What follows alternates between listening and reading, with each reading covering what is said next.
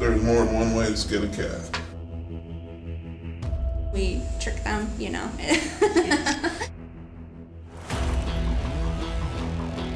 Critical race theory. Critical race theory. Critical race theory. Some Ohio lawmakers want to ban what is known as critical race theory from being taught in K through 12 schools.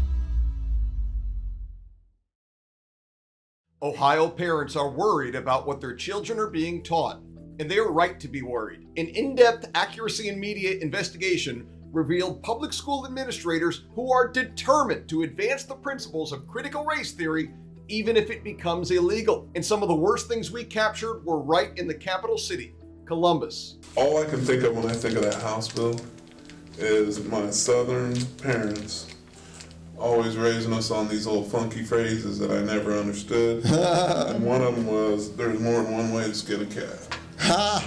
So whether you can pass a bill that you can't teach CRT in a classroom, but if you didn't cover programming, or you didn't cover extracurricular activities or something like that, that message might still get out. Oops. Right. Oh gosh, I love that. Oops. Yeah. There would be a way. We kept getting these emails, do you have critical race theory in your curriculum, which was what the talking point was from a certain news channel.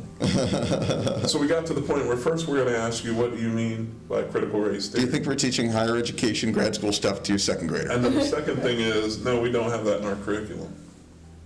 You didn't ask about the conversations in the hallway. You didn't ask about, which we don't have those anyway. But the point is, we're going to answer your question. Nowhere in our curriculum does critical race theory exist. And it went away. End of story. We don't have Well, I to, kind of want to know that y'all are having some conversation around.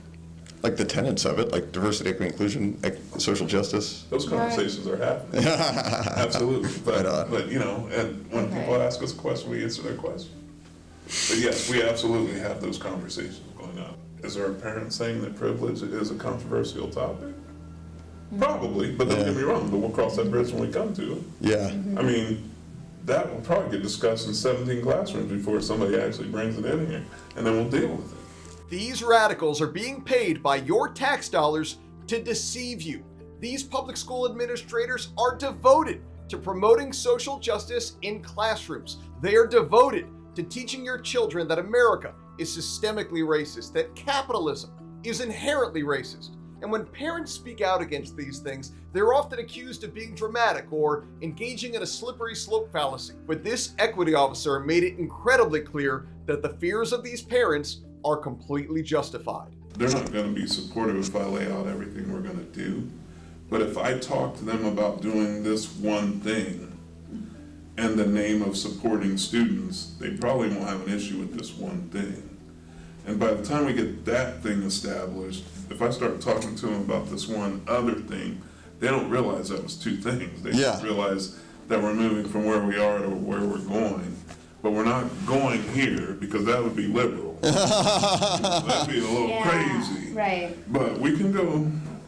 And then in 5 years. Yeah, Because 5 years it's you look back and completely- like, what the hell happened? Another Columbus administrative staffer was a little more direct in explaining how they handle concerned parents. We have some parents that, they don't fully understand.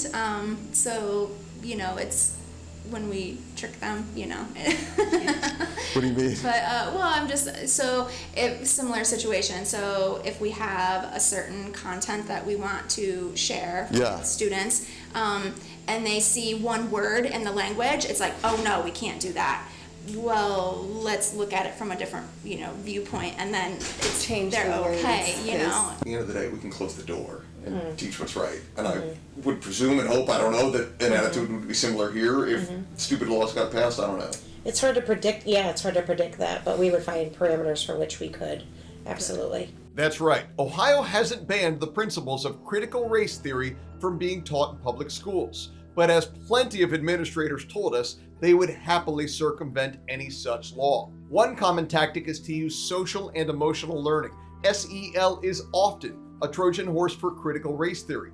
And as one administrator told us, they're even using COVID bailout money to pay for it. They're taking funds that were dedicated to reopening schools safely during a pandemic and instead spending it on indoctrination. Are you guys able to do social and emotional learning here, or do the parents? We do focus a lot of, so with the federal funds that got awarded for, we call them ESSER funds, but federal funds that got awarded for the pandemic, we put a social worker and a guidance counselor in every single building. Cool. And we incorporated a lot of materials that were focused on the social emotional well-being, self-regulating, Yes. different levels and things like that. And I feel like that's a good way to get diversity, equity, inclusion into classes Yeah. it might not normally be Yes, in. yes.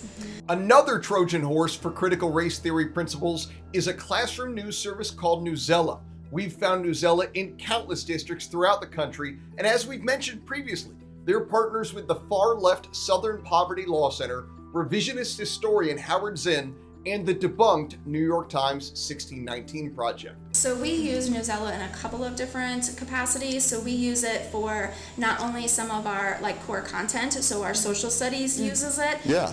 but Nice. we use it as a supplement for language arts also. In Ohio, just like we saw with our investigations in Iowa, Idaho, and Tennessee, parents are playing an endless game of whack-a-mole with public education. If you ban critical race theory principles, they call it something else. If you ban the 1619 Project, they bring in the same content under the guise of Newsela. Parents want to believe in public education. They want to trust their child's educators.